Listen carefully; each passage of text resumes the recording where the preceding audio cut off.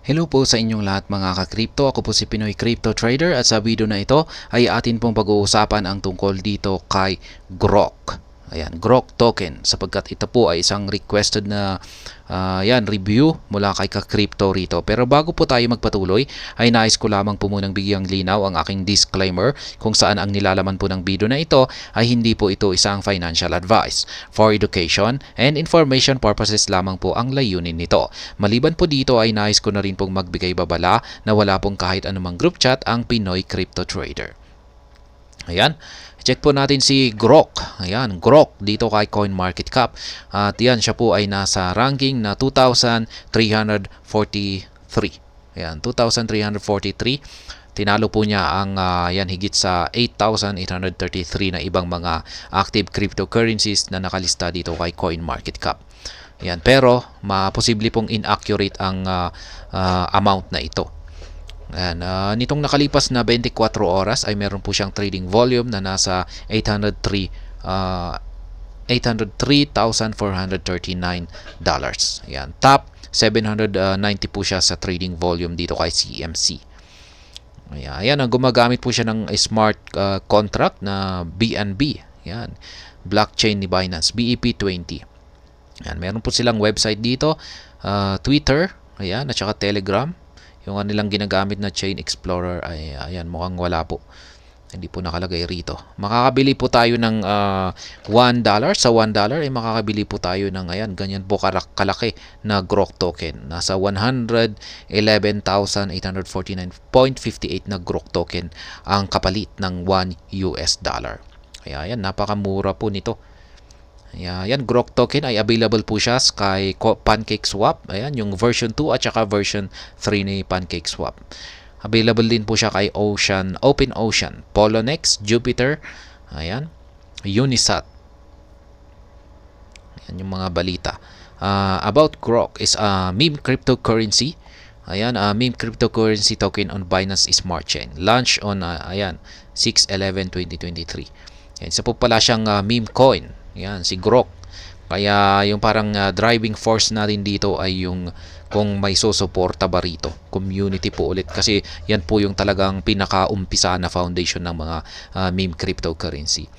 Yan, price of Grok has taken a major hit amid rumors that the social media account associated with Grok was previously used for scam token project. Ayan, meron pong hindi magandang balita dito kay Grok.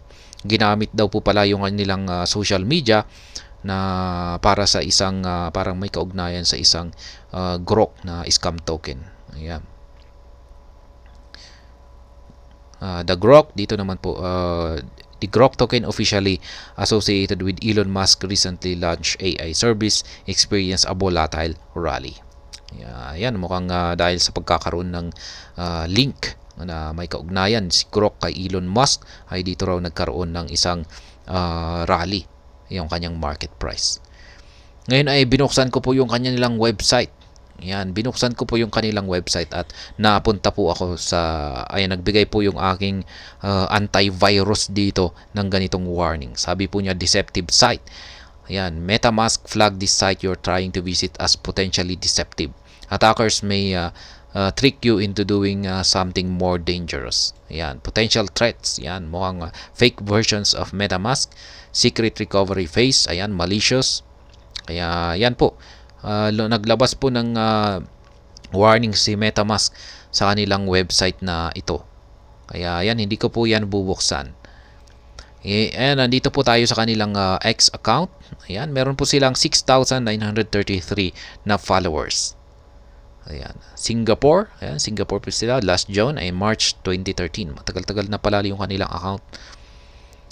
Ayan, November 11, meron po silang nakapin post dito. Ibig sabihin kung pag nakapin ay mahalaga po siguro yung information na ito. Grok is on fire, skyrocketing in value over just a week. Inspired by Grok robust marketing approach and now listed on CMC. If you've dabbed in Shiba or Baby Doge, take a look on BNB chain token Grok. Ayan. Nalista po kasi siya kay CMC kaya nagkaroon daw po siya ng skyrocket or price surge. Ayan, ito ngayon lamang po ito, last 27 minutes. It started to go to big marketing after marketing one after another. Ayan, ito po yung kanilang ginagawa ngayon, yung kanilang recent developments. Ayan, nagkakaroon pa sila ng big marketing. Kaya yan ang kanilang latest post dito. Meron din po silang 34 minutes dito. Bitmart is thrilled to announce the exclusive primary listing of Grok. Ayan, si Bitmart ay ililista na rin po nila si Grok. Ayan po yung oras kung kailan nila. Ayan, date, mga petsa kung kailan. Ayan, sa 15 at saka 16. Kaya ayan, magkakaroon po siguro ito ng price surge kapag nalista ito kay Bitmart. Ayan, November 16 hours.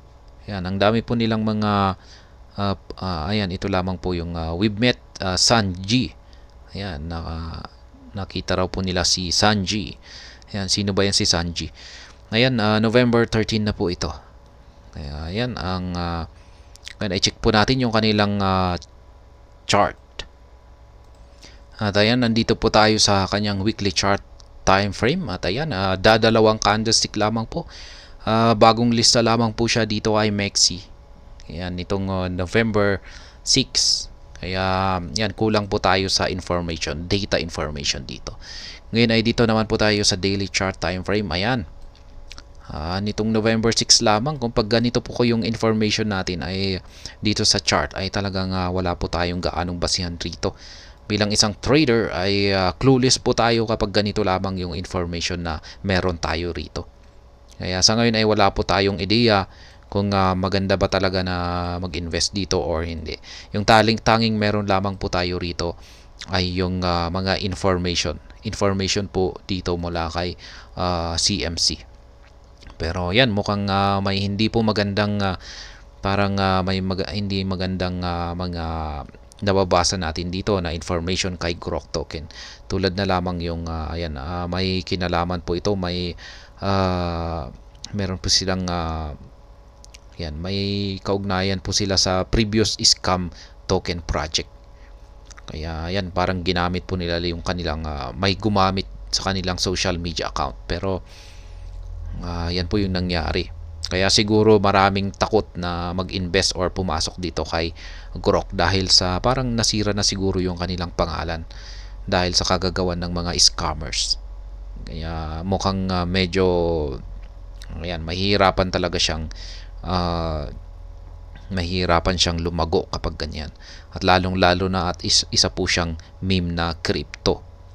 Ayan, siguro ang kailangan lamang po dito ay ayan, kumbinsihin or yung kanilang marketing team ay talagang i-promote yung meme coin na si Grok. Kasi isa po itong meme coin.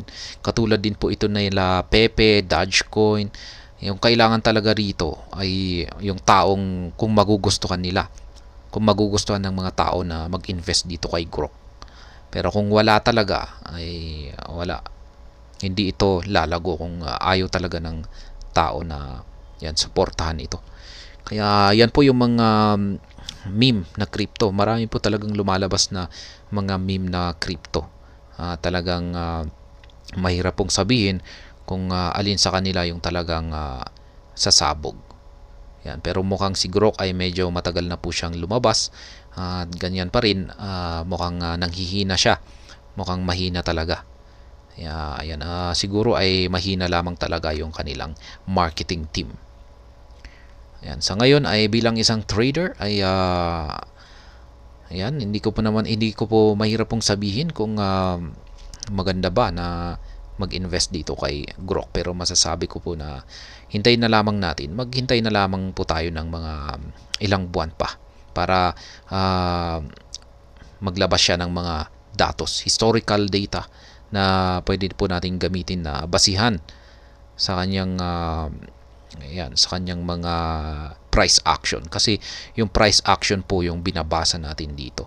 Base po sa kanyang galaw ay diyan po natin mababasa kung maganda pa talagang mag-invest dito kay Grok or hindi. Kaya yan, bagong lista pa lamang kasi rito. Walang gaanong data. At maliban pa dyan ay yung kanilang website ay ayan po. Ayaw po akong papasukin ni MetaMask kasi ang warning po niya rito ay isang deceptive site yung kanilang website. Kaya yan, dapat ayusin rin ng Grok team, yung kanilang website na ito. Kasi syempre hindi lamang ako yung user. Syempre kung ako yung mga user na nagbubukas ng kanilang website tapos ganito yung kanilang nakikita, ay hindi po maganda yan. Syempre yung iba ay hindi na nila bubuksan yan. Kaya dapat ayusin na rin nila yung kanilang website. At ayan ang aking masasabi dito kay Grok Token para kay Ka-Crypto rito. At hanggang dito na lamang po tayo sa video na ito. Sana po ay inyong nagustuhan ang aking paliwanag dito. Kung inyo po itong nagustuhan, pakiclick lamang po ang like button nito. Para naman po sa mga bago lamang dito, kayo po ay aking inaanyayahan para mag-subscribe. Pakiclick na rin po ang bell icon nito dahil ito po ang siyang magsisilbing notification nito sa mga bago kong videos na akin pong ina-upload sa aking YouTube channel na ito. Marami pong salamat sa panonood. Ingat po tayo lagi at God bless po sa ating lahat.